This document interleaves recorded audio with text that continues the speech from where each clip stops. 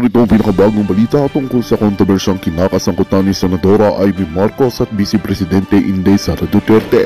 Ayon sa mga ilang ulat, nalaman na ang tunay na pakay ni Senadora Marcos sa kanyang pakikipag-ugnayan kay Vice Presidente Duterte. Sinasabing hindi totoong suporta ang ipinakita ni Marcos, kundi mayroong iba pang intensyon sa likod ng kanilang samahan. Ayon sa mga mapagkakatiwalaang impormasyon, tila ginagamit lamang ni Senadora Marcos si Vice Presidente Inday Sara Duterte upang palakasin ang kanyang sariling posisyon sa politika. Ipinakita ng mga ulat na si Marcos ay bumabalimbing at ginagamit ng dalawa o higit pang grupo upang makuha ang kanilang suporta. Dahil dito, maraming mga Pilipino ang naguguluhan at nagtataka sa tunay na layunin ni Senadora Amy Marcos sa kanyang hakbang sa politika. Sa gitna ng mga balitang ito, inaasahan ng mga tao ang magiging pahayag ni na Senadora Amy Marcos at Vice Presidente Sara Duterte. Mahalagang malaman ng publiko ang katotohanan sa likod ng mga isyong ito upang magkaroon ng malinaw na pag-unawa sa kasalukuyang kalagayan ng politika sa bansa. Patuloy kaming magbibigay ng pinakabagong balita at impormasyon tungkol sa usaping ito. At yan nga ang balitang ating pagkatutukan. Ngunit bagong lahat, siguraduhin mag-subscribe at i-hit ang notification bell para sa patuloy na pagtutok sa mga sulyap ng bagong balita sa tunay na boses ng masa.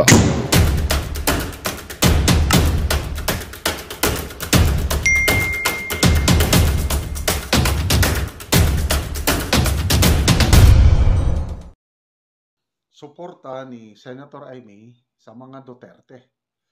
Lalo na kay Vice President Sara Duterte na biglaan ang pag-resign as DepEd Secretary. Ito, may pahayag na naman si Senator Amy tungkol sa pag-resign ni VP Sara.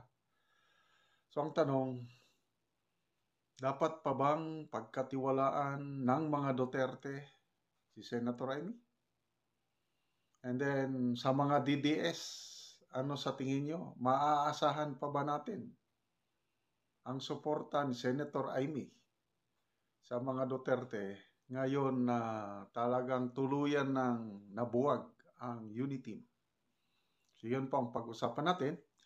Again, gusto ko lang i-remind na meron po tayong backup channel, The General's Perspective. Ang link ng ating backup channel na ito is nandito na sa description box ng video na ito. Paki-click lang and subscribe. Dahil hindi po natin masigurado, baka igurgur itong ating channel ngayon, itong General's Viewpoint. So, salamat sa mga magsusubscribe.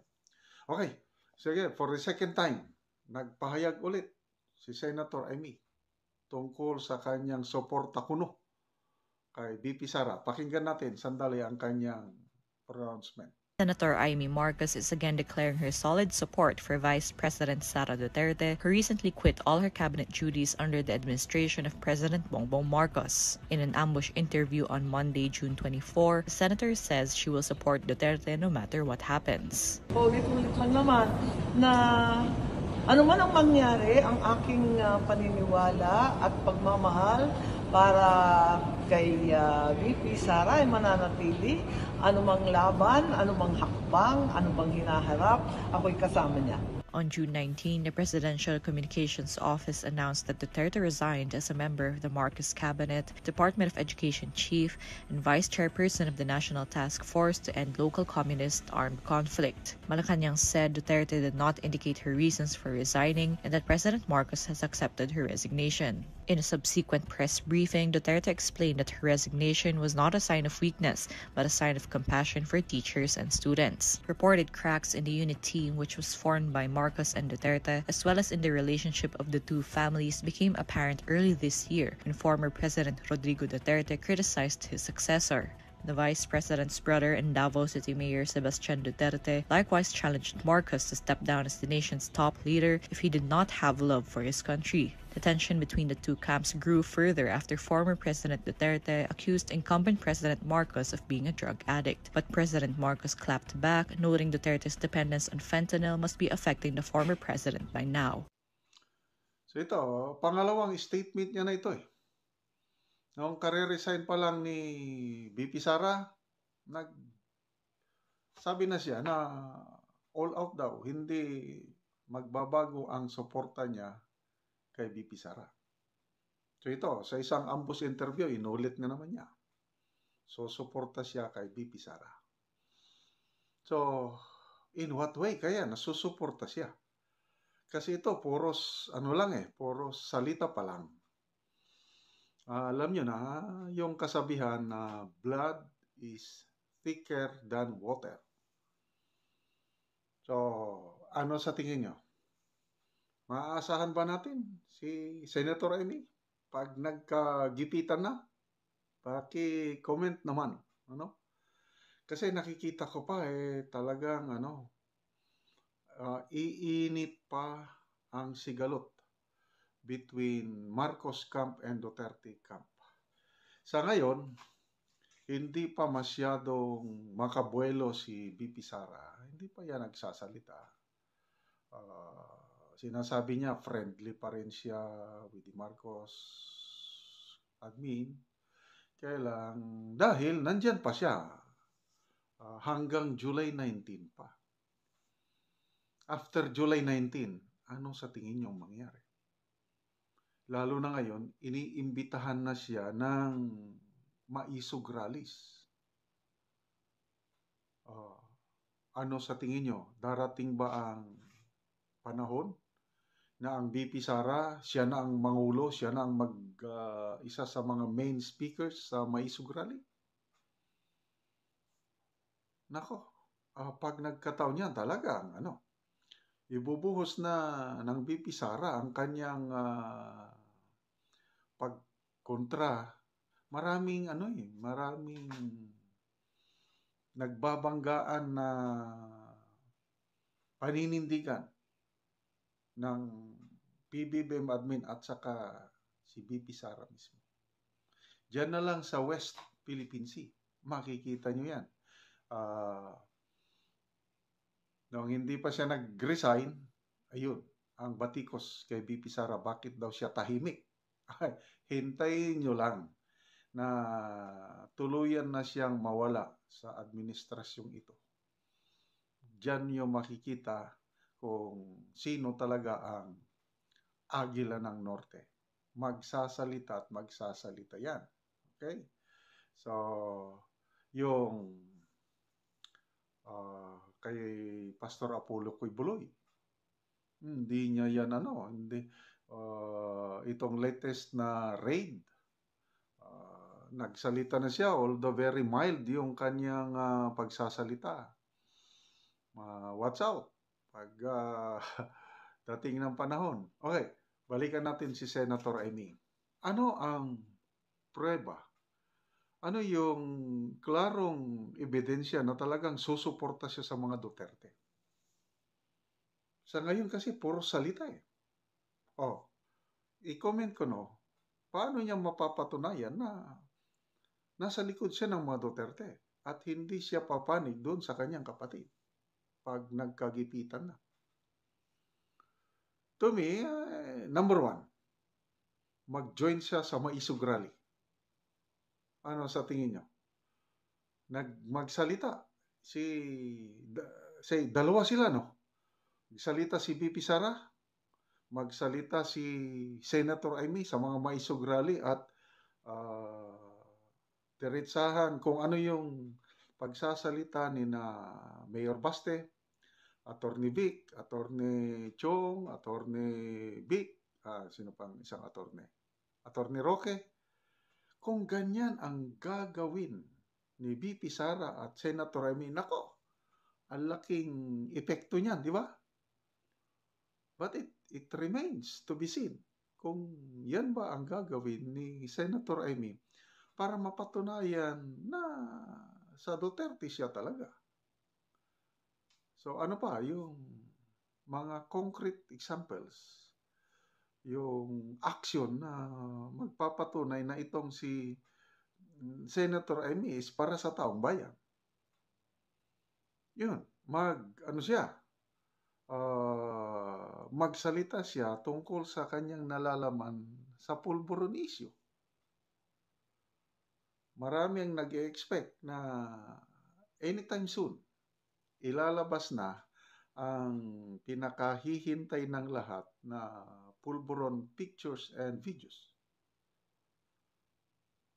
Nako, pag labas nito at mismo si Senator Amy ay magsasalita yung kanyang nalalaman, nako, papalakpakan natin si Senator Amy. Kasi ako, naniniwala ako sa